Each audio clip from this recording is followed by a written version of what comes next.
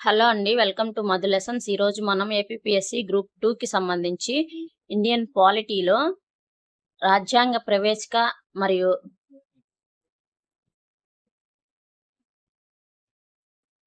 భారత సమాఖ్య వ్యవస్థ, భూభాగం మరియు పౌరసత్వం అనే అంశాల మీద ప్రశ్నలైతే చూద్దాం.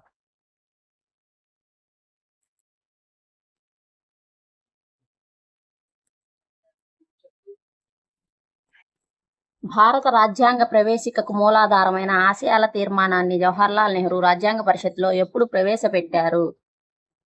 1946 డిసెంబర్ 9, 1946 డిసెంబర్ 11, 1946 డిసెంబర్ 13, 1947 జనవరి 22.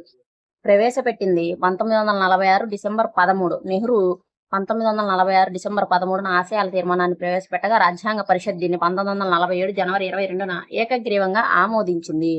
రాజ్యాంగ ప్రవేశికను రాజ్యాంగానికి ఐడెంటిటీ కార్డ్ అని అభివర్ణించిన ప్రముఖ న్యాయ కోవిదుడు ఎవరు? K M Munshi, N A Palkhivala, sir Alladi Krishnaswamy Iyer, doctor B R Ambedkar. Answer N A Palkhivala. ప్రవేశిక రాజ్యాంగం యొక్క సారాంశాన్ని తెలియజేస్తుంది కాబట్టి ఎన్ఏ పాల్కివాలా దానిని స్టూడెంట్ ఐడి కార్డుతో పోల్చారు. 42వ రాజ్యాంగ సవరణ చట్టం 1976 ద్వారా ప్రవేశికలో చేర్చబడిన పదాల సరైన వరుస క్రమం ఏది? లౌకిక, సామ్యవాద, సమగ్రత, సామ్యవాద, లౌకిక, సమగ్రత, సామ్యవాద, ప్రజాస్వామ్య, లౌకిక, సార్వభౌమ, సామ్యవాద, లౌకిక. సామ్యవాద, లౌకిక, సమగ్రత అనే ఈ మూడు పదాలని 42వ రాజ్యాంగ సవరణ ద్వారా చేర్చారు. సామ్యవాద, లౌకిక అలాగే సమగ్రత ఈ మూడు పదాలని. భారత రాజ్యాంగంలో ప్రవేశికలో భారతదేశాన్ని ఏ విధంగా ప్రకటించారు? సార్వభౌమ ప్రజాస్వామ్య గణతంత్ర దేశం అన్నారా? సార్వభౌమ సామ్యవాద ప్రజాస్వామ్య గణతంత్ర దేశం అన్నారా? సార్వభౌమ సామ్యవాద లౌకిక ప్రజాస్వామ్య గణతంత్ర దేశం అన్నారా? సామ్యవాద లౌకిక ప్రజాస్వామ్య గణతంత్ర దేశం అన్నారా? ఏమన్నారంటే సి సార్వభౌమ సామ్యవాద లౌకిక ప్రజాస్వామ్య గణతంత్ర దేశం అని పేర్కొన్నారు. రాజ్యాంగం ప్రకారం భారతదేశం ఒక సార్వభౌమ సామ్యవాద లౌకిక ప్రజాస్వామ్య గణతంత్ర సర్వసత్తాక దేశం. ప్రవేశికలో పేర్కొన్న మేము భారతదేశ ప్రజలము అనే భావన దేనిని సూచిస్తుంది?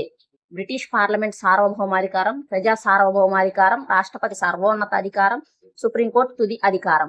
ఆన్సరు ప్రజా సార్వభౌమాధికారం. భారత రాజ్యాంగాన్ని అంతిమ అధికారం మరియు సార్వభౌమాధికారం భారతదేశ ప్రజల నుంచే లభిస్తుందని ఈ వాక్యం స్పష్టం చేస్తుంది. ప్రవేశికలో సామ్యవాదం అనే పదానికి సంబంధించి భారతదేశం ఏ రకమైన సామ్యవాదాన్ని అనుసరిస్తుంది? కమ్యూనిస్ట్ సామ్యవాదం, ప్రజాస్వామ్య సామ్యవాదం, మార్కిస్ట్ సామ్యవాదం, రాచరిక సామ్యవాదం. ఆన్సరు ప్రజాస్వామ్య సామ్యవాదాన్ని అనుసరిస్తుంది. భారతదేశం మిశ్రమ ఆర్థిక వ్యవస్థను కలిగి ఉంది. ఇక్కడ ప్రైవేట్ మరియు ప్రభుత్వ రంగాలు కలిసి పనిచేస్తాయి. దీన్నే ప్రజాస్వామ్య సామ్యవాదం అంటారు. ప్రవేశికలో పేర్కొన్న న్యాయం అనే భావన ఏ రకమైన న్యాయాలు అంతర్భాగంగా ఉన్నాయి? న్యాయం అనే భావనలో ఏ రకమైన భావాలు అంతర్భాగంగా ఏ రకమైన న్యాయాలు అంతర్భాగంగా ఉన్నాయి? రాజకీయ మరియు మతపరమైన, సామాజిక, ఆర్థిక మరియు రాజకీయ, చట్టపరమైన మరియు నైతిక, సామాజిక మరియు సాంస్కృతిక న్యాయం. ఆన్సరు సామాజిక, ఆర్థిక మరియు రాజకీయ న్యాయం ఈ మూడు కూడా అంతర్భాగంగా ఉన్నాయి. ప్రవేశిక పౌరులందరికీ సామాజిక, ఆర్థిక మరియు రాజకీయ అనే మూడు రకాల న్యాయాలను చేకూరుస్తుందని హామీ ఇస్తుంది. ప్రవేశికలో ఉన్న సామాజిక, ఆర్థిక, రాజకీయ న్యాయం అనే ఆదర్శాలు ఏ విప్లవం నుంచి స్వీకరించారు? ఫ్రెంచ్ విప్లవం, రష్యా విప్లవం, అమెరికా స్వాతంత్ర సంగ్రామం, గౌరవప్రదమైన విప్లవం. ఆన్సరు రష్యా విప్లవం 1917 నాటి రష్యా విప్లవం నుండి సామాజిక, ఆర్థిక మరియు రాజకీయ న్యాయం అనే అంశాలను భారత రాజ్యాంగకర్తలు స్వీకరించారు. ప్రవేశికలో స్వేచ్ఛ, సమానత్వం, సౌభ్రాతృత్వం అనే పదాలు ఏ దేశ రాజ్యాంగం నుండి గ్రహించారు? America, France, Ireland, Australia. Answer France. 1789లో జరిగిన ఫ్రెంచ్ విప్లవం యొక్క ముఖ్య సూత్రాలైన స్వేచ్ఛ, సమానత్వం, సౌభ్రాతృత్వాలు మన ప్రవేశికలోకి తీసుకున్నారు. ప్రవేశికలో పేర్కొన్న గణతంత్ర అనే పదం దేనిని సూచిస్తుంది? దేశ అధినేత వంశపారంపర్యంగా వస్తారు. దేశ అధినేత ప్రజలచే ప్రత్యక్షంగా గాని లేదా పరోక్షంగా గాని ఎన్నుకోబడతారు. పార్లమెంటుకు సర్వాధికారాలు ఉంటాయి. న్యాయ వ్యవస్థ స్వతంత్రంగా పనిచేస్తుంది. గణతంత్ర అంటే అర్థం ఏంటంటే దేశ అధినేత ప్రజలచే ప్రత్యక్షంగా లేదా పరోక్షంగా ఎన్నుకోబడతారు. భారతదేశంలో దేశ అధినేత అయినటువంటి రాష్ట్రపతి 5 ఏళ్ల కాలానికి పరోక్షంగా ఎన్నుకోబడతాడు. ఇక్కడ బ్రిటన్ లాగా వంశ పారంపర్య రాచరికం లేదు. ప్రవేశిక రాజ్యాంగంలో భాగం కాదు అని సుప్రీంకోర్టు ఏ కేసులో తీర్పు ఇచ్చింది? Berubari union case, Kesavananda Bharati case, SR Bommai case, L I C of India case. Answer Berubari union కేసులో 1960లో ప్రవేశిక రాజ్యాంగ నిర్మాతల మనస్సును అర్థం చేసుకోవడానికి ఉపయోగపడే తాళం చెవి వంటిదే కానీ అది రాజ్యాంగంలో భాగం కాదని సుప్రీంకోర్టు పేర్కొన్నది. ప్రవేశికలో రాజ్యాంగం ఒక అంతర్భాగమని సుప్రీంకోర్టు తన మునుపటి తీర్పును మార్చుకుంటూ ఏ చారిత్రక కేసులో తీర్పునిచ్చింది? Golaknath case, Kesavananda Bharati case, Maneka Gandhi case, Minerva mills case. Answer Kesavananda Bharati కేసులో 1973 సంవత్సరం కేశవానంద భారతి కేసులో సుప్రీంకోర్టు ప్రవేశిక రాజ్యాంగంలో భాగమేనని, అయితే దాన్ని రాజ్యాంగ ప్రాథమిక స్వరూపం దెబ్బతినకుండా సవరించవచ్చని కూడా స్పష్టం చేసింది. ప్రవేశికను రాజ్యాంగానికి జాతకం అని అన్నది ఎవరు? Pandit Thakur Das Bhargava, K M Munshi, Alladi Krishnaswamy Iyer, Jawaharlal Nehru. Answer K M Munshi. రాజ్యాంగ ముసాయిదా కమిటీ సభ్యుడైన కేఎం మున్షి ప్రవేశికను మన సార్వభౌమ ప్రజాస్వామ్య గణతంత్ర రాజ్యానికి జాతక చక్రం లాంటిది అని అభివర్ణించారు. భారత రాజ్యాంగం ఆమోదించిన తేదీ ప్రవేశికలో ఏ రోజున పేర్కొన్నారు? 1947 ఆగస్టు 15, 1950 జనవరి 26, 1949 నవంబర్ 26, 1950 జనవరి 24. రాజ్యాంగాన్ని ఎప్పుడు ఆమోదించారంటే 1949 నవంబర్ 26న. 1949 నవంబర్ 26న రాజ్యాంగ పరిషత్ రాజ్యాంగాన్ని ఆమోదించి శాసనంగా రూపొందించుకుంది. అందువల్ల ఈ రోజున జాతీయ రాజ్యాంగ దినోత్సవంగా జరుపుకుంటాము. ప్రవేశిక సంబంధించి క్రింది వాటిలో సరైన ప్రకటన ఏది? ప్రవేశికను కోర్టు ద్వారా అమలు చేయవచ్చు. ప్రవేశిక శాసనసభల అధికారాలకు మూలం. ప్రవేశికను కోర్టుల ద్వారా అమలు చేయలేము. ప్రవేశిక అసలు సవరించడానికి వీల్లేదు. సరైనది ప్రవేశికను కోర్టుల ద్వారా అమలు చేయలేము. ప్రవేశికలోని నిబంధనలు కోర్టుల ద్వారా న్యాయ రక్షణ పొందలేవు. అంటే వీటిని అమలు చేయాలని కోర్టుల్ని ఆశ్రయించలేము. భారతదేశం ఒక లౌకిక రాజ్యం అని ప్రవేశికలో పేర్కొనడం ద్వారా స్పష్టమయ్యేది ఏది? దేశం ఒక అధికారిక మతం ఉంటుంది. దేశానికి ఒక అధికారిక మతం ఉంటుంది. రాజ్యం అన్ని మతాలను సమానంగా గౌరవిస్తుంది మరియు ప్రోత్సహిస్తుంది. రాజ్యం మత వ్యవహారాల్లో పూర్తిగా జోక్యం చేసుకుంటుంది. పౌరులకు మత స్వేచ్ఛ ఉండదు. ఆన్సరు రాజ్యం అన్ని మతాలను సమానంగా గౌరవిస్తుంది మరియు ప్రోత్సహిస్తుంది. లౌకికం అంటే అదే. భారత లౌకిక సకల జనర్వ సమానత్వం లేదా సర్వధర్మ సమభావన అనే సానుకూల దృక్పథాలను కలిగి ఉంటుంది. ప్రవేశిక ఎప్పటి వరకు ఎన్నిసార్లు సవరించారు? ఒకేసారి, 2 సార్లు, 3 సార్లు అసలు సవరించలేదు. ఆన్సర్ ఒకసారి సవరించారు. భారత రాజ్యాంగ ప్రవేశం 1976లో జరిగిన 42వ రాజ్యాంగ సవరణలో ఒకసారి మాత్రమే సవరించారు. ప్రవేశిక మన దీర్ఘకాలిక కళలు ఆలోచన. ప్రవేశిక మన దీర్ఘకాలిక కళల ఆలోచన అని అన్నది ఎవరు? Doctor B R Ambedkar, sir Alladi Krishnaswamy Iyer, K M Munshi, Mahatma Gandhi. Answer sir Alladi Krishnaswamy Iyer garu. రాజ్యాంగ పరిషత్ సభ్యుడు అయినటువంటి ఈయన ప్రవేశిక యొక్క ప్రాముఖ్యతను తెలుపుతూ ఈ మాట అన్నారు. ప్రవేశికలో పౌరులకు కల్పించిన ఆలోచన, భావ ప్రకటన, నమ్మకం, విశ్వాసం, ఆరాధన అనేవి ఏ రకమైన హక్కులకు సంబంధించినవి? సమానత్వం, స్వేచ్ఛ, సౌభ్రాతృత్వం, న్యాయం. ఆన్సరు స్వేచ్ఛకు సంబంధించినవి. ప్రవేశిక 5 రకాల స్వేచ్ఛలను భారత పౌరులందరికీ అందించింది. సుప్రీంకోర్టు ఏ కేసులో లౌకికవాదం రాజ్యాంగం యొక్క ప్రాథమిక స్వరూపంలో భాగమని స్పష్టం చేసింది? సుప్రీంకోర్టు ఏ కేసులో లౌకికవాదం రాజ్యాంగం యొక్క ప్రాథమిక స్వరూపంలో భాగమని స్పష్టం చేసింది? Indira Gandhi case, Bommai case, Minerva mills case, Golaknath case. Answer SR Bommai case 94 నాటి SR Bommai versus union of India కేసులో లౌకికవాదం రాజ్యాంగ ప్రాథమిక నిర్మాణంలో భాగమని సుప్రీంకోర్టు తీర్పునిచ్చింది. రాజ్యాంగ ప్రవేశికలో క్రింది వాటిలో ఏ రకమైన సమానత్వాన్ని ప్రస్తావిస్తారు? అంతస్తులో మరియు అవకాశాల్లో సమానత్వం, ఆదాయంలో సమానత్వం, విద్య మరియు ఉద్యోగాల సమానత్వం, న్యాయం ముందు సమానత్వం. అంతస్తులు మరియు అవకాశాల్లో సమానత్వం. ప్రవేశిక ప్రకారం భారతదేశ పౌరులందరికీ అంతస్తుల్లోనూ అవకాశాల్లోనూ సమానత్వం కల్పించబడుతుంది. ప్రవేశికలో పేర్కొన్న సౌభ్రాతృత్వం వేటిని కాపాడాలని ఆకాంక్షిస్తుంది? కేవలం వ్యక్తి గౌరవం, కేవలం దేశ సమగ్రత, వ్యక్తి గౌరవం మరియు దేశ ఐక్యత, సమగ్రత, అంతర్జాతీయ శాంతి. ఆన్సరు వ్యక్తి గౌరవం మరియు దేశ ఐక్యత, సమగ్రతను కాపాడాలి. దేశంలోని పౌరుల మధ్య సోదర భావాన్ని పెంపొందిస్తూ వ్యక్తి గౌరవాన్ని మరియు దేశ ఐక్యతను, సమగ్రతలను కాపాడాలని ప్రవేశిక నిర్దేశిస్తుంది. ప్రపంచంలోనే మొట్టమొదటిసారికి ప్రవేశికతో ప్రారంభమైన రాజ్యాంగం ఏది? ప్రపంచంలోనే మొట్టమొదటిసారిగా ప్రవేశికతో ప్రారంభమైన రాజ్యాంగం ఏది? బ్రిటిష్ రాజ్యాంగం, అమెరికా రాజ్యాంగం, ఫ్రెంచ్ రాజ్యాంగం, కెనడా రాజ్యాంగం. ఆన్సర్ అమెరికా రాజ్యాంగం. అమెరికా రాజ్యాంగం ప్రపంచంలోనే మొట్టమొదటిసారిగా ప్రవేశికతో రాయబడింది. భారతదేశం కూడా ఇదే పద్ధతిని అనుసరించింది. ప్రవేశిక రాజ్యాంగానికి ఆత్మ మరియు విలువైన ఆభరణం అని వర్ణించింది ఎవరు? పండిట్ ఠాకూర్ దాస్ భార్గవ్, జవహర్లాల్ నెహ్రూ, అంబేద్కర్, మహాత్మా గాంధీ. ఆన్సర్ ఠాకూర్ దాస్ భార్గవ్ గారు. పండిట్ ఠాకూర్ దాస్ భార్గవ్ గారు. పండిట్ ఠాకూర్ దాస్ భార్గవ్ ప్రవేశికను రాజ్యాంగానికి అత్యంత విలువైన భాగమని, అది రాజ్యాంగ ఆత్మ అని శ్లాఘించారు. రాజ్యాంగ సవరణ అధికారాన్ని తెలిపే ఆర్టికల్ 368 ప్రకారం ప్రవేశికను సవరించవచ్చా లేదా అనే విషయం ఏ కేసుతో ముగిసింది? చూడండి, రాజ్యాంగ సవరణ అధికారాన్ని తెలిపే ఆర్టికల్ 368 ప్రకారం ప్రవేశికను సవరించవచ్చా లేదా అనే వివాదం ఏ కేసుతో ముగిసింది? Shankari Prasad case, Sajjan Singh case, Kesavananda Bharati case, Bachan Singh case. Answer Kesavananda Bharati case.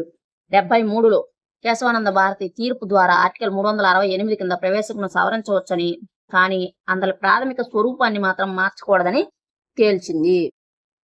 ఇప్పుడు దాకా మనం 25 బిట్లు ప్రవేశికను గురించి చూసాం. ఇప్పుడు భారత సమాఖ్య వ్యవస్థ, భూభాగము అనే వాటి గురించి ఇప్పుడు బిట్స్ చూద్దాం. భారత రాజ్యాంగంలో 1వ భాగం వేటి గురించి వివరిస్తుంది? పౌరసత్వం, ప్రాథమిక హక్కులు, కేంద్రం మరియు వాటి భూభాగం, ఆదేశక సూత్రాలు. ఆన్సరు కేంద్రం మరియు దాని భూభాగం. రాజ్యాంగంలోని 1వ భాగంలో ఆర్టికల్ 1 నుంచి 4 వరకు భారత భూభాగం, కొత్త రాష్ట్రాల ఏర్పాటు మొదలైన అంశాలు ఉంటాయి. ఆర్టికల్ 1 ప్రకారం భారతదేశాన్ని ఏ విధంగా అభివర్ణించారు? రాష్ట్రాల సమాఖ్య, రాష్ట్రాల యూనియన్, కేంద్రీకృత రాజ్యం, కాన్ఫెడరేషన్. ఆన్సరు రాష్ట్రాల యూనియన్. భారత సమాఖ్య అమెరికా లాగా రాష్ట్రాల మధ్య ఒప్పందం ద్వారా ఏర్పడింది కాదు. అలాగే రాష్ట్రాలకు విడిపోయే హక్కు లేదు. కాబట్టి దీనిని యూనియన్ ఆఫ్ స్టేట్స్ అంటారు. భారత రాజ్యాంగం ప్రకారం భారత భూభాగం లోకి క్రింది వాటిలో ఏవి వస్తాయి? రాష్ట్రాల భూభాగాలు, కేంద్రపాలిత ప్రాంతాలు, భారతదేశం భవిష్యత్తులో సంపాదించే భూభాగాలు, పైవన్నీ. ఆన్సర్ పైవన్నీ. ఆర్టికల్ 1(3) ప్రకారం భారత భూభాగంలో రాష్ట్రాలు, కేంద్రపాలిత ప్రాంతాలు మరియు భవిష్యత్తులో ఆర్జించే ఏ భూభాగమైనా అంతర్భాగమే అవుతాయి. భారతదేశంలో ఒక కొత్త రాష్ట్రాన్ని ఏర్పాటు చేసే అధికారం లేదా ఉన్న రాష్ట్రాల సరిహద్దులను మార్చే అధికారం ఎవరికి ఉంది? రాష్ట్రపతికి, ప్రధానమంత్రికి, పార్లమెంటుకి, సుప్రీంకోర్టుకి. ఆన్సర్ భారత పార్లమెంటుకే ఉంది. ఆర్టికల్ 2 మరియు 3 ప్రకారం భారతదేశంలో కొత్త రాష్ట్రాల ఏర్పాటు, మార్పులు చేసే సర్వాధికారాలు కేవలం పార్లమెంటుకు మాత్రమే ఉన్నాయి. ప్రస్తుతం భారతదేశంలో లేని ఒక సరికొత్త భూభాగాన్ని భారతదేశంలో విలీనం చేయడానికి ఏ ఆర్టికల్ ఉపయోగపడుతుంది? చూడండి, ప్రస్తుతం భారతదేశంలో లేని ఒక సరికొత్త భూభాగాన్ని భారతదేశంలో విలీనం చేయడానికి ఏ ఆర్టికల్ ఉపయోగపడుతుంది? ఆర్టికల్ 1, 2, 3, 4. Answer article 2. ఆర్టికల్ 2 ప్రకారం యూనియన్లోకి కొత్త రాష్ట్రాల చేరిక లేదా విదేశీ భూభాగాలు కొత్త రాష్ట్రాలుగా స్థాపించే అధికారం పార్లమెంటుకు లభిస్తుంది. ఇప్పటికే భారతదేశంలో ఉన్న రాష్ట్రాల పేర్లు మార్చడం, వైశాల్యం తగ్గించడం లేదా పెంచడం ఏ ఆర్టికల్ పరిధిలోకి వస్తాయి? ఆర్టికల్ 2, 3, 4, 5. Answer article 3. ఆర్టికల్ 3 ప్రకారం ప్రస్తుతం ఉన్న రాష్ట్రాల పునర్వ్యవస్థీకరణ, సరిహద్దుల మార్పు, పేర్ల మార్పు వంటి అంతర్గత సర్దుబాట్లు పార్లమెంటు చేస్తుంది. ఆర్టికల్ 3 కింద ఒక రాష్ట్రం పునర్వ్యవస్థీకరణ బిల్లును పార్లమెంట్లో ప్రవేశపెట్టడానికి ఎవరి ముందస్తు అనుమతి తప్పనిసరి? స్పీకరు, ప్రధానమంత్రి, రాష్ట్రపతి, సంబంధిత రాష్ట్ర గవర్నర్. ఆన్సర్ రాష్ట్రపతి. ఆర్టికల్ 3 కింద వచ్చే ఏ బిల్లునైనా పార్లమెంట్లో ప్రవేశపెట్టే ముందు రాష్ట్రపతి సిఫార్సు లేదా ముందస్తు అనుమతి ఖచ్చితంగా ఉండాలి. రాష్ట్రాల సరిహద్దుల మార్పు బిల్లుపై రాష్ట్రపతి సదరు రాష్ట్ర శాసనసభ అభిప్రాయాలు కోరినప్పుడు ఆ అభిప్రాయానికి పార్లమెంట్ కట్టుబడి ఉండాలా? ఖచ్చితంగా కట్టుబడి ఉండాలి. కట్టుబడి ఉండవలసిన అవసరం లేదు. కేవలం సగం రాష్ట్రాలు ఒప్పుకుంటే చాలు. హైకోర్టు అనుమతి తీసుకోవాలి. ఆన్సర్ కట్టుబడి ఉండవలసిన అవసరం లేదు. రాష్ట్ర అసెంబ్లీ పంపిన అభిప్రాయాలను లేదా సవరణలను స్వీకరించే లేదా తిరస్కరించే పూర్తి అధికారం పార్లమెంటుకు ఉంటుంది. పార్లమెంటు దానికి కట్టుబడి ఉండదు. ఆర్టికల్ 2 మరియు 3 కింద చేసే రాష్ట్రాల ఏర్పాటు చట్టాలను ఆర్టికల్ 368 ప్రకారం రాజ్యాంగ సవరణలుగా భావించవచ్చా? కాదు, వాటిని సాధారణ మెజారిటీతో సాధారణ చట్టాలుగా చేయవచ్చు. ఆర్టికల్ 4 ప్రకారం కొత్త రాష్ట్రాల ఏర్పాటు బిల్లులను సాధారణ చట్టం వలె పార్లమెంట్లో సాధారణ మెజారిటీతో ఆమోదించవచ్చు. దీనికి ఆర్టికల్ 368 సవరణ విధానం అవసరం లేదు. భారత భూభాగాన్ని వేరే దేశానికి బదలాయించవలసి వస్తే సాధారణ చట్టం సరిపోతుందని, ఆర్టికల్ 368 కింద రాజ్యాంగ సవరణ అవసరమని సుప్రీంకోర్టు ఏ కేసులో స్పష్టం చేసింది? చూడండి, భారత భూభాగాన్ని వేరే దేశానికి బదలాయించవలసి వస్తే సాధారణ చట్టం సరిపోదని సాధారణ చట్టం సరిపోదని ఆర్టికల్ 368 కింద రాజ్యాంగ సవరణ అవసరమని సుప్రీంకోర్టు ఏ కేసులో స్పష్టం చేసింది?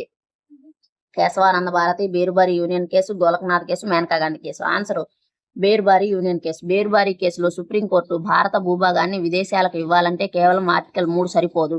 ఆర్టికల్ 368 కింద రాజ్యాంగ సవరణ చేయాలని తీర్పు ఇచ్చింది. దీనికోసం 9వ రాజ్యాంగ సవరణ 1960లో చేశారు.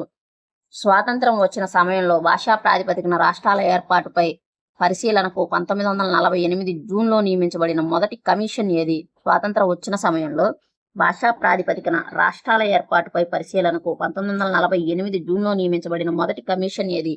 JVP, Dhar, Fazal Ali, Wanchoo. Answer Dhar commission. మొదట ఏర్పడింది థార్ కమిషన్. ఎస్కే థార్ నేతృత్వంలో ఏర్పాటైన ఈ కమిషన్ భాషా ప్రాతిపదికన కాకుండా పరిపాలనా సౌలభ్యం ఆధారంగా రాష్ట్రాలను ఏర్పాటు చేయాలని సిఫార్సు చేసింది. 1948 డిసెంబర్లో కాంగ్రెస్ పార్టీ చేసిన జేవిపి కమిటీ సభ్యులు ఎవరు? జేవిపి కమిటీ సభ్యులు జవహర్లాల్ నెహ్రూ, వల్లభాయ్ పటేల్, పట్టాభి సీతారామయ్య. వీళ్ళు ముగ్గురు. జవహర్లాల్ నెహ్రూ, వల్లభాయ్ పటేల్, పట్టాభి సీతారామయ్య కూడిన ఈ కమిటీ తక్షణమే భాషా ప్రయుక్త రాష్ట్రాల ఏర్పాటును తిరస్కరించింది. ప్రత్యేక ఆంధ్ర రాష్ట్రం కోసం 56 రోజుల పాటు ఆమరణ నిరాహార దీక్ష చేసి ప్రాణాలర్పించిన అమర జీవి ఎవరు? టంగుటూరి ప్రకాశం, పొట్టి శ్రీరాములు, కొండా వెంకటప్పయ్య, భోగరాజు, పట్టాభి సీతారామయ్య. ఆన్సర్ పొట్టి శ్రీరాములు గారు. పొట్టి శ్రీరాములు గారు చేసిన త్యాగం వల్ల ఉమ్మడి మద్రాసు రాష్ట్రం నుండి తెలుగు మాట్లాడే ప్రాంతాలను వేరు చేస్తూ ప్రభుత్వం పై ఒత్తిడి పెరిగింది. భాషా ప్రాతిపదికన ఏర్పడిన భారతదేశపు మొట్టమొదటి రాష్ట్రం ఏది? ఏ సంవత్సరంలో ఏర్పడింది? ఆంధ్రప్రదేశ్, ఆంధ్ర రాష్ట్రం, మద్రాసు, కేరళ. ఆన్సర్ ఆంధ్ర రాష్ట్రం 1953. పొట్టి శ్రీరాములు గారి మరణం తర్వాత 1953 అక్టోబర్ 1న కర్నూలు రాజధానిగా భాషా ప్రాతిపదికన మొదటి రాష్ట్రంగా ఆంధ్ర రాష్ట్రం ఏర్పడింది. 1953లో కేంద్ర ప్రభుత్వం నియమించిన రాష్ట్రాల పునర్వ్యవస్థీకరణ కమిషన్ చైర్మన్ ఎవరు? K M Panikkar, Hridaynath Kunzru, Fazal Ali, M C Mahajan. Answer Fazal Ali. Fazal Ali అధ్యక్షన ఏర్పడిన ఈ కమిషన్ కేఎం ఫణిక్కర్, హెచ్ఎన్ కుంజ్రులు సభ్యులుగా ఉన్నారు. దీన్నే ఫజల్ అలీ కమిషన్ అంటారు. ఫజల్ అలీ కమిషన్ నివేదిక ఆధారంగా చేసిన రాష్ట్రాల పునర్వ్యవస్థీకరణ చట్టం 1956 ద్వారా భారతదేశంలో ఎన్ని రాష్ట్రాలు, కేంద్రపాలిత ప్రాంతాలు ఏర్పాటయ్యాయి? 14 రాష్ట్రాలు, 6 కేంద్రపాలిత ప్రాంతాలు, 16, 3 కేంద్రపాలిత ప్రాంతాలు, 15, 5 కేంద్రపాలిత ప్రాంతాలు, 28, 8 కేంద్రపాలిత ప్రాంతాలు. ఆన్సర్ 14 రాష్ట్రాలు మరియు 6 కేంద్రపాలిత ప్రాంతాలు. 1956 నవంబర్ 1 నాటికి దేశంలో 14 రాష్ట్రాలు మరియు 6 కేంద్రపాలిత ప్రాంతాలను ఏర్పాటు చేస్తూ 7వ రాజ్యాంగ సవరణ చేశారు. 1960లో ద్విభాషా రాష్ట్రమైన బాంబేను ఏ 2 రాష్ట్రాలుగా విభజించారు? పంజాబ్ మరియు హర్యానా, మహారాష్ట్ర మరియు గుజరాత్, మధ్యప్రదేశ్ మరియు ఛత్తీస్గఢ్, ఉత్తరప్రదేశ్ మరియు ఉత్తరాఖండ్. ఆన్సర్ మహారాష్ట్ర మరియు గుజరాత్గా విభజించారు. బాంబే పునర్వ్యవస్థీకరణ చట్టం ద్వారా మరాఠీ మాట్లాడే వారికి మహారాష్ట్ర, గుజరాతీ మాట్లాడే వాళ్ళకి గుజరాత్.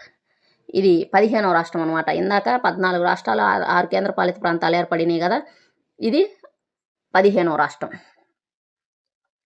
ఏ రాజ్యాంగ సవరణ ద్వారా గోవా, డామన్ మరియు డయ్యూల్ను పోర్చుగీస్ వారి నుండి విడిపించి కేంద్రపాలిత ప్రాంతాలుగా చేర్చారు? 10వ రాజ్యాంగ సవరణ చట్టం, 12వ చట్టం, 1436. ఆన్సర్ 12వ రాజ్యాంగ సవరణ చట్టం ద్వారా 1961లో పోలీస్ చర్య ఆపరేషన్ విజయ్ ద్వారా వీటిని స్వాధీనం చేసుకొని 12వ సవరణ 1960 ద్వారా యూటీలుగా మార్చారు. 1962 ద్వారా యూటీలుగా మార్చారు. ఫ్రాన్స్ ఆధీనంలో ఉన్న పుదుచ్చేరిని ఏ సవరణ ద్వారా భారతదేశ కేంద్ర పాలిత ప్రాంతంగా మార్చారు? 14, 10, 21, 8. ఆన్సర్ 14వ రాజ్యాంగ సవరణ చట్టం. 1954లో ఫ్రాన్స్ మనకి అప్పగించగా 1962లో 14వ రాజ్యాంగ సవరణ ద్వారా దీన్ని కేంద్రపాలిత ప్రాంతంగా అధికారికంగా విలీనం చేశారు. ఏ రాజ్యాంగ సవరణ ద్వారా సిక్కింకు మొదట అసోసియేట్ స్టేట్ హోదాని ఇచ్చి ఆ తర్వాత 1975లో పూర్తి రాష్ట్రంగా గుర్తించారు? ఏ రాజ్యాంగ సవరణ ద్వారా సిక్కింకు మొదట అసోసియేట్ స్టేట్ హోదా ఇచ్చి ఆ తర్వాత 1975లో పూర్తి స్థాయి రాష్ట్రంగా గుర్తించారు? 35, 36, 21, 22, 42, 44, 52, 56. ఆన్సర్ 35 మరియు 36వ సవరణ ద్వారా అసోసియేట్ స్టేట్ హోదా కల్పించగా, అంటే 35 ద్వారానేమో అసోసియేట్ స్టేట్ హోదా కల్పిస్తే 36వ రాజ్యాంగ సవరణ చట్టం ద్వారా 1975లో సిక్కిం అనేది భారతదేశంలో పూర్తి రాష్ట్రంగా మారింది. 22వ రాష్ట్రం అన్నమాట ఇది. 2000 సంవత్సరం నవంబర్ నెలలో ఉత్తరప్రదేశ్ నుండి విడిపోయిన ఉత్తరాఖండ్ ఎన్నో రాష్ట్రంగా అవతరించింది? 26, 27, 28, 25. ఆన్సర్ 27వది. 2000 నవంబర్ 3 రాష్ట్రాలు ఏర్పడ్డాయి. 2000 నవంబర్లో 3 రాష్ట్రాలు ఏర్పడ్డాయి. ఛత్తీస్గఢ్ 26వది, ఉత్తరాఖండ్ 27వది, జార్ఖండ్ 28వది. ఆంధ్రప్రదేశ్ పునర్వ్యవస్థీకరణ చట్టం 2014 ద్వారా తెలంగాణ రాష్ట్రం అధికారికంగా ఎప్పుడు విడిపోయింది? 2014 జూన్ 2, 2014 జూన్ 8, 2014 మార్చి 1, 2014 ఆగస్టు 15. Answer 2014 June 2. పార్లమెంట్ చట్టం ప్రకారం 2014 జూన్ 2 అపాయింటెడ్ డేగా నిర్ణయించబడింది. తెలంగాణ అప్పుడు 29వ రాష్ట్రంగా ఏర్పడింది. 2019లో జమ్మూ కాశ్మీర్ పునర్వ్యవస్థీకరణ చట్టం ద్వారా జమ్మూ కాశ్మీర్ రాష్ట్రాన్ని ఏ 2 కేంద్రపాలిత ప్రాంతాలుగా విభజించారు? జమ్మూ కాశ్మీర్ మరియు లడక్, జమ్మూ మరియు కాశ్మీర్, లడక్ మరియు కార్గిల్, కాశ్మీర్ మరియు గిల్గిట్. ఆన్సరు జమ్మూ కాశ్మీర్ మరియు లడక్ అన్నమాట. కింది వాటిలో ఏ కమిషన్ సిఫార్సు ఆధారంగా రాష్ట్రాల పునర్వ్యవస్థీకరణ చట్టం 1956 రూపాంతరం చెందింది? Khar commission, J V P commission, Fazal Ali commission, Sarkaria commission. Answer Fazal Ali commission. 1953లో ఏర్పాటైన ఫజల్ అలీ కమిషన్ భాషా ప్రాతిపదికన రాష్ట్రాల ఏర్పాటును అంగీకరించింది. దీని సిఫార్సుల ఆధారంగానే 1956లో 14 రాష్ట్రాలు, 6 కేంద్రపాలిత ప్రాంతాలు ఏర్పాటయ్యాయి. భారత పౌరసత్వ చట్టం 1955 ప్రకారం పౌరసత్వాన్ని కోల్పోయే 3 పద్ధతులు ఏవి? పుట్టుక ద్వారా, రిజిస్ట్రేషన్ ద్వారా, సహజీకరణ ద్వారా, పరిత్యాగము, ముగింపు, వంచబడటం. వలస వెళ్లటం, వివాహం చేసుకోవటం, విదేశీ ఉద్యోగం, స్వచ్ఛందంగా వదులుకోవటం, నేరాలకు పాల్పడటం, దేశద్రోహం. చూడండి, పరిత్యాగం, ముగింపు, వంచబడటం. భారత పౌరసత్వ చట్టం 1955 ప్రకారం పౌరసత్వాన్ని 3 పద్ధతుల్లో కోల్పోతారు. ఏంటంటే అవి స్వచ్ఛందంగా వదులుకోవడము, అలాగే మరొక దేశ పౌరసత్వం తీసుకున్నప్పుడు రద్దు కావడము, మోసపూరితంగా పౌరసత్వం పొందితే ప్రభుత్వం రద్దు చేయటం. ఈ 3. భారత రాజ్యాంగంలోని ఏ ఆర్టికల్ ప్రకారం పార్లమెంటు సాధారణ మెజారిటీతో కొత్త రాష్ట్రాలను ఏర్పాటు చేయవచ్చు మరియు ఉన్న రాష్ట్రాల సరిహద్దులను మార్చవచ్చు? ఆర్టికల్ 2, 3, 4, 368. Answer article 3. ఆర్టికల్ 3 ప్రకారం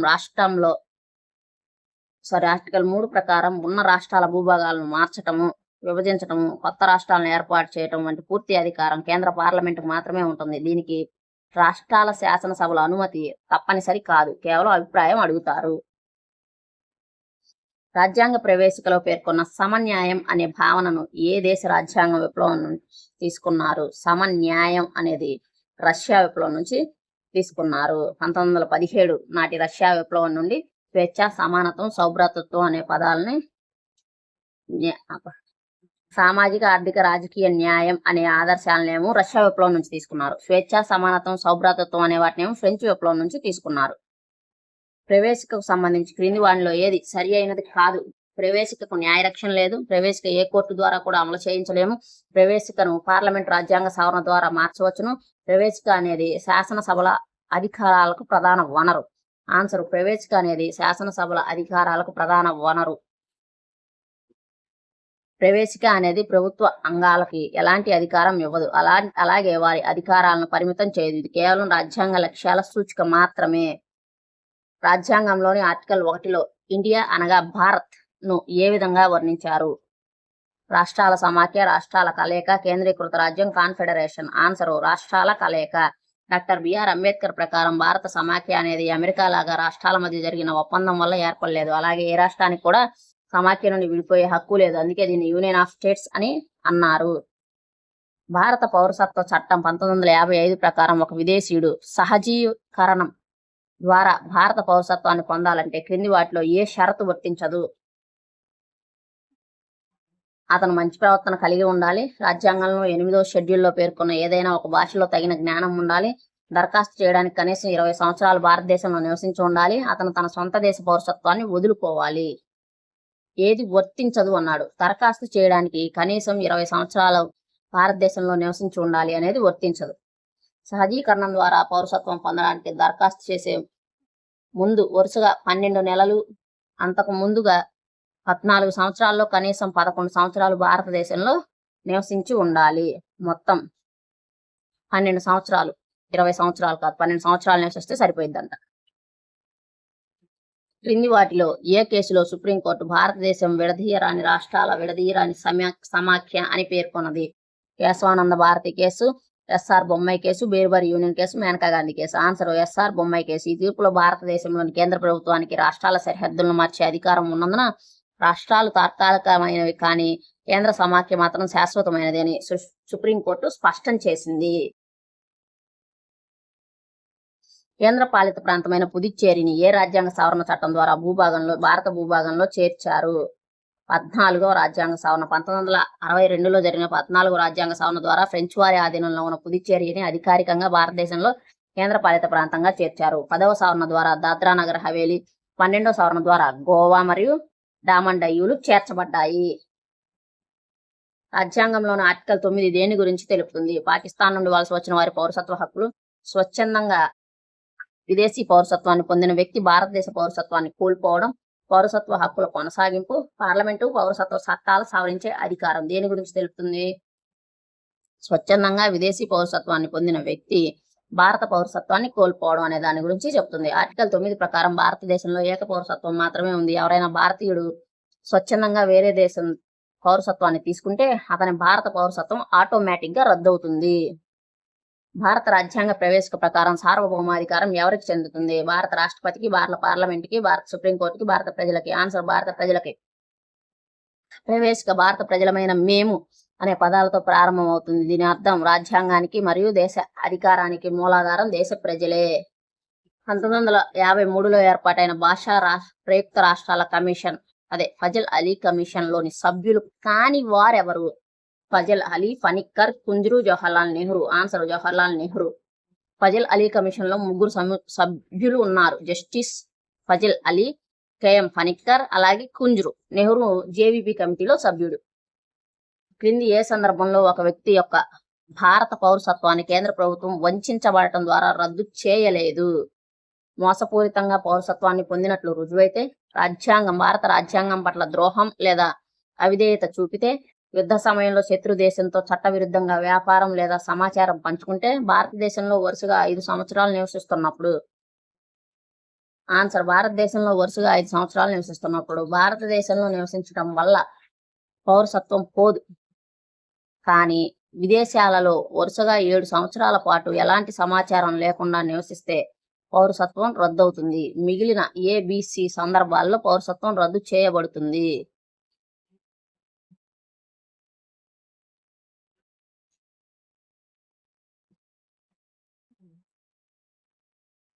ఏ సవరణ చట్టం ద్వారా సిక్కింను భారతదేశంలో పూర్తి స్థాయి రాష్ట్రంగా 22వ రాష్ట్రంగా గుర్తించారు? 35 మరియు 35, 36, 42, 44. గుర్తించింది 36వ రాజ్యాంగ సవరణ చట్టం 1975 ద్వారా. 35లోనేమో అసోసియేటెడ్ స్టేట్ గా హోదా ఇచ్చారు. 36వ సవరణ చట్టం ద్వారా సిక్కింను రాష్ట్రంగా 22వ రాష్ట్రంగా విలీనం చేశారు. భారత పౌరసత్వానికి సంబంధించి చట్టాలను చేసే మరియు నియంత్రించే సర్వాధికారాలు రాజ్యాంగానికి ఎవరు కల్పించారు? హోంశాఖ, పార్లమెంటు, సుప్రీంకోర్టు, భారత రాష్ట్రపతి. ఆన్సర్ భారత పార్లమెంట్. ఆర్టికల్ 11 ప్రకారం పౌరసత్వ ప్రాప్తి, రద్దు మరియు పౌరసత్వానికి సంబంధించిన అన్ని విషయాలపై చట్టాలు చేసే సంపూర్ణ అధికారం పార్లమెంటుకు మాత్రమే ఉంది. క్రింది వాటిలో ఏ కేసులో సుప్రీంకోర్టు ప్రవేశిక అనేది రాజ్యాంగంలో అంతర్భాగం కాదు అని తీర్పు ఇచ్చింది? Berubari union case. కానీ ఆ తీర్పును మార్చుకుంటూ 1973 కేశవానంద భారతి కేసులో ప్రవేశిక రాజ్యాంగంలో అత్యంత ముఖ్యమైన అంతర్భాగం అని స్పష్టం చేసింది. మొదటి భాషా ప్రయుక్త రాష్ట్రంగా ఏర్పడిన ఆంధ్ర రాష్ట్రం ఏ సంవత్సరం ఏర్పడింది? అక్టోబర్ 1, 1953. పొట్టి శ్రీరాములు గారి ఆత్మ బలిదానం తర్వాత మద్రాసు రాష్ట్రం నుండి తెలుగు మాట్లాడే ప్రాంతాలను విడదీసి అక్టోబర్ 1, 1953న కర్నూలు రాజధానిగా ఆంధ్ర రాష్ట్రం ఏర్పాటు చేశారు. 1956 నవంబర్ 1న ఆంధ్రప్రదేశ్ ఏర్పడింది. భారత రాజ్యాంగంలోని ఆర్టికల్ 5 ప్రకారం రాజ్యాంగం అమలులోకి వచ్చే నాటికి, అంటే జనవరి 26, 1950 వారి పౌరసత్వం లభిస్తుంది. భారత రాజ్యాంగంలోని ఆర్టికల్ 5 ప్రకారం రాజ్యాంగం అమలులోకి వచ్చే నాటికి ఎవరికి పౌరసత్వం లభిస్తుంది? భారతదేశంలో జన్మించిన వారికి, తల్లిదండ్రులలో ఒకరు భారతదేశంలో జన్మించిన వారికి, రాజ్యాంగం అమలుకు ముందు కనీసం 5 ఏళ్లు భారతదేశంలో సాధారణ నివాసిగా ఉన్నవారికి, పైవన్నీ. ఆన్సర్ పైవన్నీ. ఆర్టికల్ 5 ప్రకారం రాజ్యాంగ ప్రారంభంలో భారతదేశంలో నివాస స్థలం ఉండి పైన పేర్కొన్న ఏ ఒక షరతు పూర్తి చేసినా వారు భారత పౌరులుగా గుర్తించబడతారు. ప్రవేశికలో పేర్కొన్న పదాలు సరైన క్రమాన్ని ఎంచుకోండి అన్నాడు. సార్వభౌమ సామ్యవాద లౌకిక ప్రజాస్వామ్య గణతంత్ర రాజ్యం.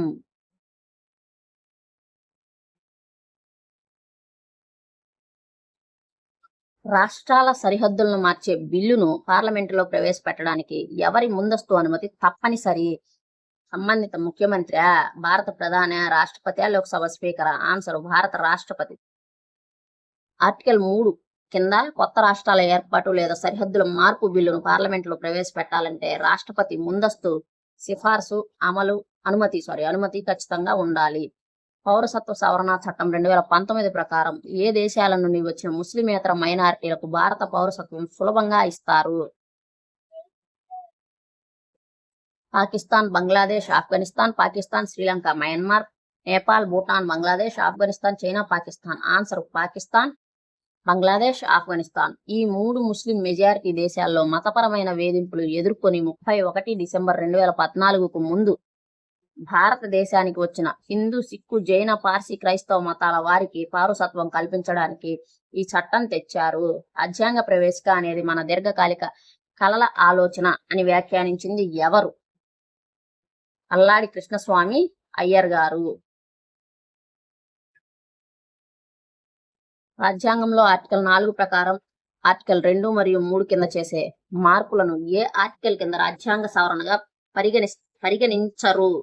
రాజ్యాంగంలోని ఆర్టికల్ 4 ప్రకారం 2 మరియు 3 కింద చేసే మార్పులను ఏ ఆర్టికల్ కింద రాజ్యాంగ సవరణగా పరిగణించరు? 360, 68, 70, 52. ఆన్సర్ 368. ఆర్టికల్ 4 ప్రకారం కొత్త రాష్ట్రాల ఏర్పాటు లేదా సరిహద్దుల మార్పులను సాధారణ మెజారిటీతోనే చేయవచ్చు. దీనికోసం ఆర్టికల్ 368 ప్రకారం ప్రత్యేక రాజ్యాంగ సవరణ చేయాల్సిన అవసరం లేదు. ప్రస్తుతం భారతదేశంలో ఉన్న రాష్ట్రాలు మరియు కేంద్రపాలిత ప్రాంతాల సంఖ్య ఎంత? 28 రాష్ట్రాలు, 8 కేంద్రపాలిత ప్రాంతాలు. జమ్మూ కాశ్మీర్ రాష్ట్రం 2 కేంద్రపాలిత ప్రాంతాలుగా మారిన తర్వాత మరియు దాద్రా నగర్ హవేలీ, డామన్ డయ్యూలను ఒకే కేంద్రపాలిత ప్రాంతంగా విలీనం చేసిన తర్వాత ప్రస్తుతం భారతదేశంలో 28 రాష్ట్రాలు, 8 యూటీలు ఉన్నాయి. క్రింది వాటిలో ఏ కమిటీ భారతదేశంలో ద్వైపౌరసత్వం కల్పించడానికి సిఫార్సు చేసింది? Sarkaria, Singhvi, Balwantrai Mehta, Khelkar task force. Answer M L Singhvi committee. విదేశాల్లో ఉన్న భారతీయులపై ఏర్పాటైన ఎల్ఎం సింఘి కమిటీ సిఫార్సు మేరకు ప్రభుత్వం 2005లో overseas citizen of India card విధానాన్ని ప్రవేశపెట్టింది. భారత రాజ్యాంగంలో గణతంత్ర అనే పదం దేనిని సూచిస్తుంది? దేశంలో వంశపారంపర్య పాలన లేదు, దేశ అధినేత ప్రజలచే ఎన్నుకోబడతాడు అని. ఏ సంవత్సరం లక్షద్వీప్, మినికాయ్, అమినీ దీవులు పేరును లక్షద్వీప్ గా మార్చారు? చూడండి, ఏ సంవత్సరంలో లక్షద్వీప్, మినికాయ్, అమినీ దీవి ఈ దీవుల పేరును లక్షద్వీప్ గా మార్చారు? 1956, 1973, 1992, 1969. ఆన్సర్ 1973. పార్లమెంటు చట్టం ద్వారా 1973లో ఈ 3 దీవుల సమూహానికి ఉమ్మడిగా లక్షద్వీప్ అని పేరు మార్చారు. అలాగే 1992లో ఢిల్లీకి నేషనల్ క్యాపిటల్ టెరిటరీగా పేరు మార్చారు. భారతదేశంలో ఒక వ్యక్తి పుట్టుక ద్వారా పౌరసత్వం పొందాలంటే 3 డిసెంబర్ 2004 తర్వాత జన్మించిన వారికి వర్తించే నిబంధన ఏమిటి? భారతదేశంలో జన్మిస్తే సరిపోతుంది, తల్లిదండ్రుల్లో కనీసం ఒకరు భారత పౌరులే ఉండాలి మరియు మరొకరు చట్ట విరుద్ధ వలసదారు కాకూడదు. తల్లిదండ్రులిద్దరూ విదేశీయులైన పౌరసత్వం వస్తుంది. కేవలం తండ్రి మాత్రమే భారతీయ పౌరుడే ఉండాలి. ఆన్సర్ తల్లిదండ్రుల్లో ఒకరు భారత పౌరులే ఉండాలి మరియు మరొకరు చట్ట విరుద్ధ వలసదారు కాకూడదు. చట్ట విరుద్ధ వలసలను అరికట్టడానికి 2003 పౌరసత్వం సవరణ ద్వారా ఈ కఠిన నిబంధనను తెచ్చారు. దీని ప్రకారం పుట్టిన పిల్లలలో తల్లిదండ్రులలో ఒకరు భారత పౌరుడై ఉండి మరొకరు ఇల్లీగల్ మైగ్రెంట్ కాకూడదు. రాజ్యాంగ సభలో జవహర్లాల్ నెహ్రూ ప్రవేశపెట్టిన ఆశయాల తీర్మానం ఏ తేదీన ఏకగ్రీవంగా ఆమోదించబడింది? జనవరి 22, 1947. ఈ తీర్మానమే తర్వాత ప్రవేశికగా మారింది. భారతదేశ భూభాగాన్ని వేరే దేశానికి బదిలీ చేయాల్సి వస్తే కింది వాటిలో ఏది అవసరమని సుప్రీంకోర్టు బేరుబారీ కేసు 1960లో పేర్కొన్నది? ఆర్టికల్ 3 కింద సాధారణ చట్టం, ఆర్టికల్ 368 కింద రాజ్యాంగ సవరణ చట్టం, కేవలం ప్రధానమంత్రి కార్యనిర్వాహక ఉత్తర్వు, సుప్రీంకోర్టు ప్రత్యేక అనుమతి. ఆన్సర్ 368. ఆర్టికల్ 368 కింద రాజ్యాంగ సవరణ చట్టం చేయాలి. ఆర్టికల్ 3 కేవలం అంతర్గత రాష్ట్రాల మార్పులకే వర్తిస్తుంది. భారత భూభాగాన్ని విదేశాలకు ఇవ్వాలంటే ఖచ్చితంగా ఆర్టికల్ 368 కింద రాజ్యాంగ సవరణ చేయాలి. ఇందుకోసం 1960లో 9వ రాజ్యాంగ సవరణను చేశారు. భారతదేశానికి మరియు బంగ్లాదేశ్కి మధ్య భూభాగ మార్పిడి ఏ రాజ్యాంగ సవరణ ద్వారా జరిగింది? ఇప్పుడే చెప్పింది. 99, 100, 101, 102. ఆన్సర్ 100వ రాజ్యాంగ సవరణ చట్టం ద్వారా. 2015లో జరిగిన 100వ రాజ్యాంగ సవరణ చట్టం ద్వారా భారతదేశం మరియు బంగ్లాదేశ్ కొన్ని వివాదాస్పద ఎన్క్లేవ్లను పరస్పరం మార్చుకున్నాయి.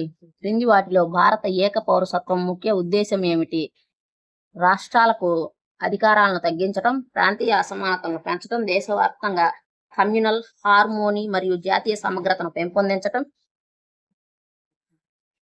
ఎన్నికల ప్రక్రియను సులభతరం చేయటం. ఆన్సర్ దేశవ్యాప్తంగా కమ్యూనల్ హార్మోనీ మరియు జాతీయ సమగ్రతను పెంచటం. అమెరికా లాగా దేశానికి ఒక పౌరసత్వం, రాష్ట్రానికి ఒక పౌరసత్వం కాకుండా భారతదేశంలో అందరికీ ఒకే పౌరసత్వం ఇచ్చారు. ఇది భారతీయులందరి ఐక్యతను, సోదరభావాన్ని పెంచుతుంది. రాజ్యాంగ ప్రవేశికకు రాజ్యాంగం యొక్క తాళపు చెవి అని అభివర్ణించిన బ్రిటిష్ రాజకీయ శాస్త్రవేత్త ఎవరు? Sir Ernest Barker. Sir Ernest Barker భారతదేశ ప్రవేశికను ఎంతగానో అభినందిస్తూ దాన్ని కీనోట్ ఆఫ్ ద కాన్స్టిట్యూషన్ గా పేర్కొన్నారు. ఆయన రాసిన ప్రసిద్ధ పుస్తకంలో మన ప్రవేశికను ముందు మాటగా కూడా వాడుకున్నారు.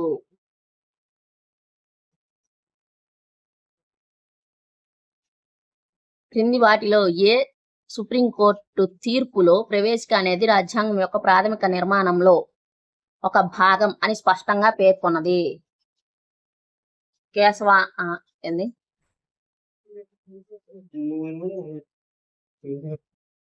ఈ బిట్ కొంచెం ఇంకొకసారి చేద్దాం.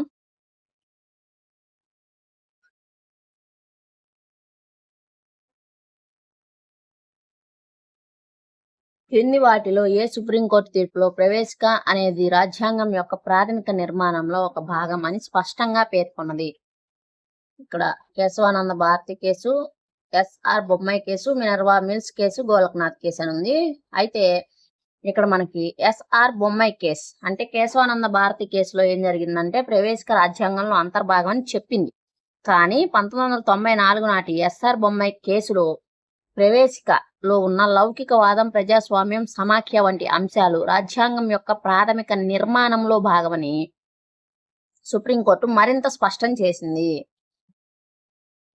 రాజ్యాంగంలోని ఆర్టికల్ 2 మరియు 3ల మధ్య ఉన్న ప్రధాన వ్యత్యాసం ఏమిటి? చూడండి, 2 మరియు 3ల మధ్య ఉన్న ప్రధాన వ్యత్యాసం ఏమిటి?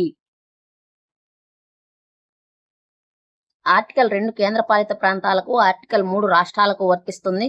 ఆర్టికల్ 2 ఇప్పటికే భారతదేశంలో భాగం కాని కొత్త భాగాల చేరికను తెలుపుతుంది. ఆర్టికల్ 3 ఉన్న రాష్ట్రాల పునర్వ్యవస్థీకరణను తెలుపుతుంది. ఆర్టికల్ 2 రాష్ట్రాల అనుమతి కావాలి, ఆర్టికల్ 3కి అక్కర్లేదు.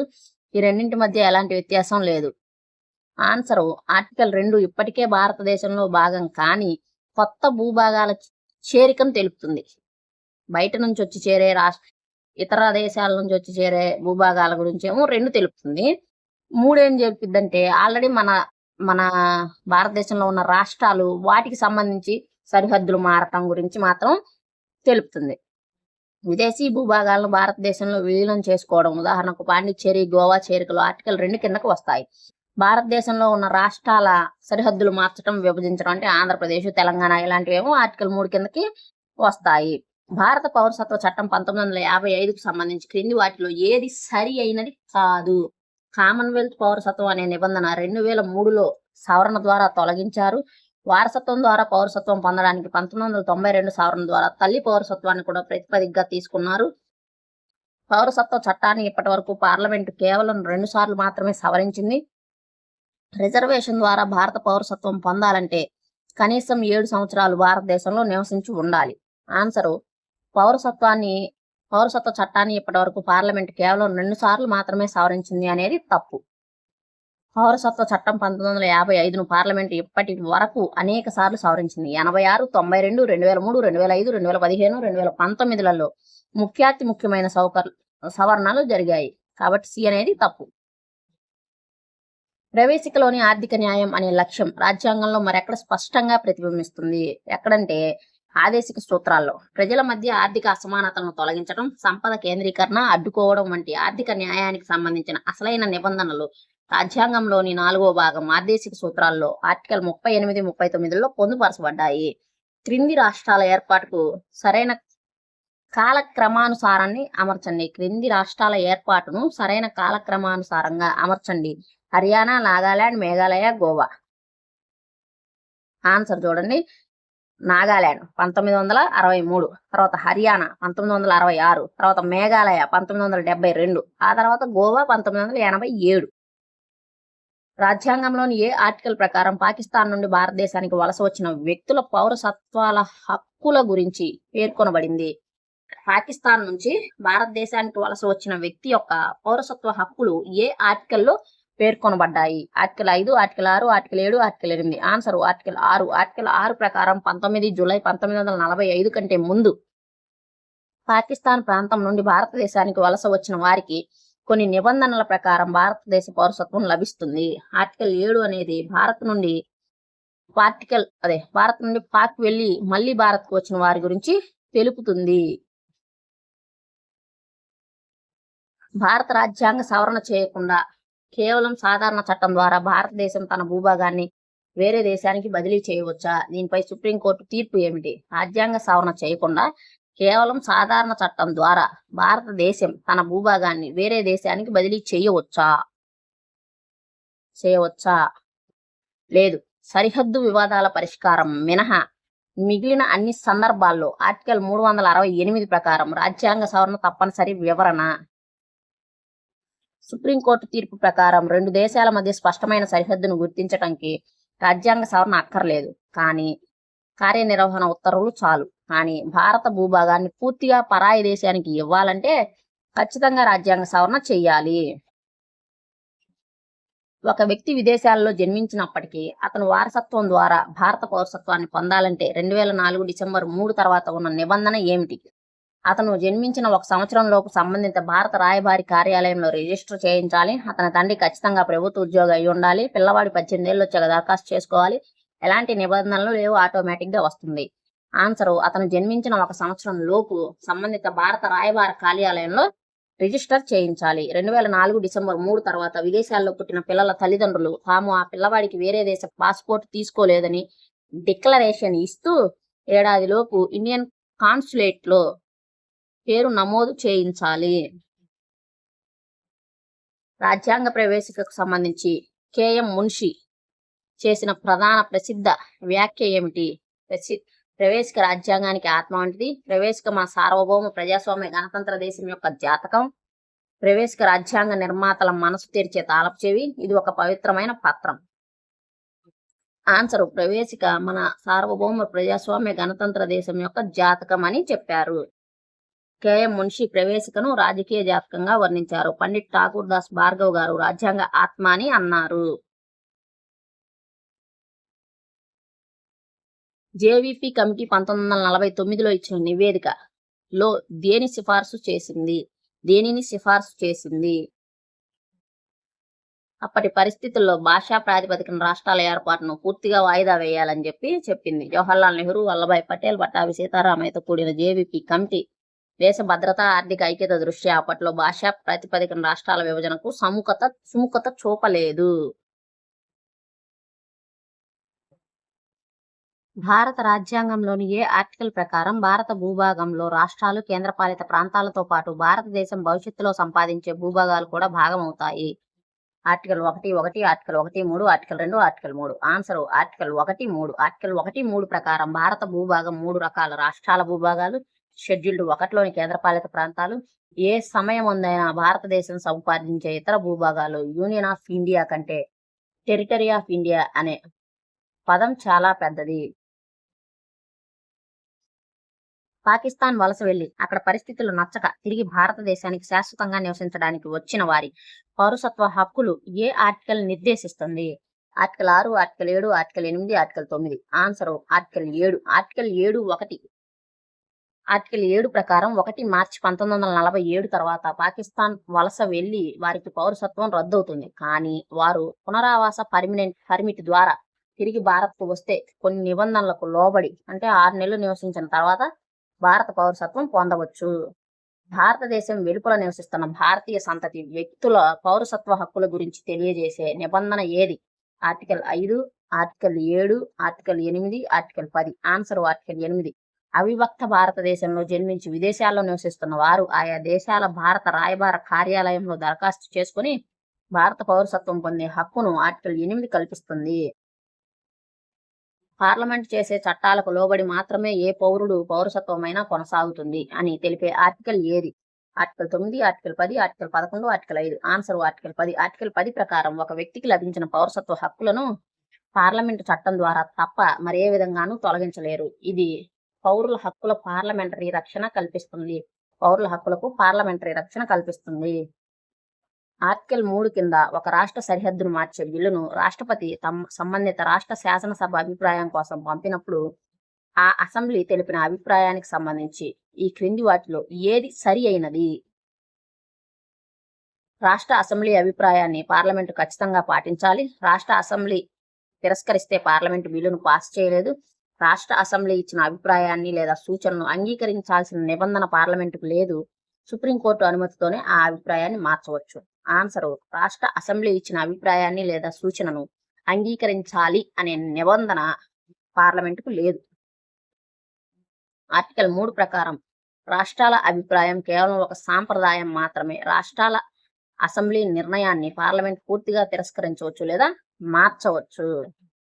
కింది వాటిలో ఏ ఆర్టికల్ ప్రకారం కొత్త రాష్ట్రాల ఏర్పాటు 2, 3 బిల్లులు పార్లమెంటులో కేవలం సాధారణ మెజారిటీతోనే ఆమోదించాలని స్పష్టం చేసింది? కొత్త రాష్ట్రాల ఏర్పాటు బిల్లును పార్లమెంటులో కేవలం సాధారణ మెజారిటీతోనే ఆమోదించాలని స్పష్టం చేసింది. ఏ article? Article 4, article 328, article 1, article 2A. Answer article 4. Article 4 ప్రకారం కొత్త రాష్ట్రాల ఏర్పాటు ప్రక్రియలో రాజ్యాంగంలోని 1వ షెడ్యూల్డ్, 4వ షెడ్యూల్డ్ రాజ్యసభ స్థానాలు మారతాయి. ఈ మార్పులు సాధారణ చట్టం ద్వారానే చేయవచ్చు. ఆర్టికల్ 368 ప్రత్యేక మెజారిటీ అవసరం లేదు. రాజ్యాంగంలోని ఏ ఆర్టికల్ ద్వారా పౌరసత్వ నియంత్రణ చట్టాలు చేసే సర్వాధికారాలు పార్లమెంటుకు లభించాయి?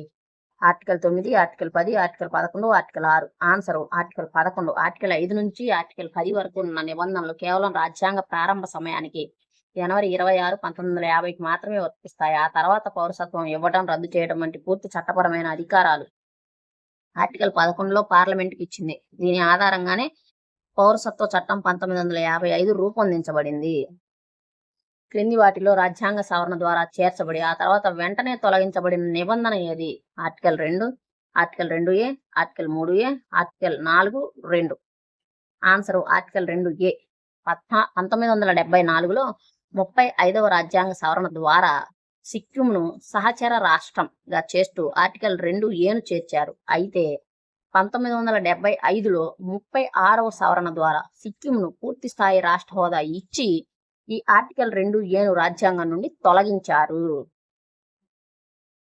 ఆర్టికల్ 1లో యూనియన్ ఆఫ్ ఇండియా అనే పదం క్రింది వాటిలో ఏవి మాత్రమే వస్తాయి? యూనియన్ ఆఫ్ ఇండియా అనే పదంలోకి ఏ వస్తాయి? భారతదేశంలోని రాష్ట్రాలు మరియు కేంద్రపాలిత ప్రాంతాలు, భారతదేశంలోని రాష్ట్రాలు మాత్రమే, కేవలం కేంద్రపాలిత ప్రాంతాలు మాత్రమే, రాష్ట్రాలు, కేంద్రపాలిత ప్రాంతాలు మరియు ఆర్జిత భూభాగాలు. ఆన్సరు భారతదేశంలోని రాష్ట్రాలు మాత్రమే. యూనియన్ ఆఫ్ ఇండియా భారత సమాఖ్యలో కేవలం పాలనా అధికారాలను పంచుకునే రాష్ట్రాలు మాత్రమే భాగస్వాములు.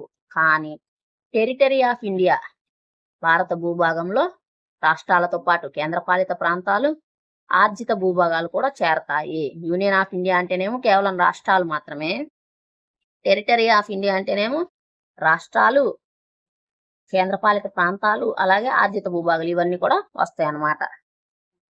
ఏ ఆర్టికల్ ప్రకారం ఒక భారతీయ పౌరుడు విదేశీ పౌరసత్వాన్ని పొందితే అతని పౌరసత్వం రద్దు కావడమే కాకుండా ఆర్టికల్ 5, 6, 8 కింద పౌరసత్వం కోరే హక్కును కూడా పూర్తిగా కోల్పోతాడు? Article 9, article 10, article 11, article 7. Answer article 9. Article 9 దేశంలో ఏక పౌరసత్వాన్ని పటిష్టం చేస్తుంది. ఎవరైనా స్వచ్ఛందంగా విదేశీ పౌరసత్వం తీసుకుంటే వారు ఏ నిబంధన కింద అయినా సరే భారత పౌరుడుగా కొనసాగే అర్హతను ఆ క్షణమే కోల్పోతారు. ఇవి భారత రాజ్యాంగంలో ప్రవేశిక, అలాగే భారత భూభాగాల గురించి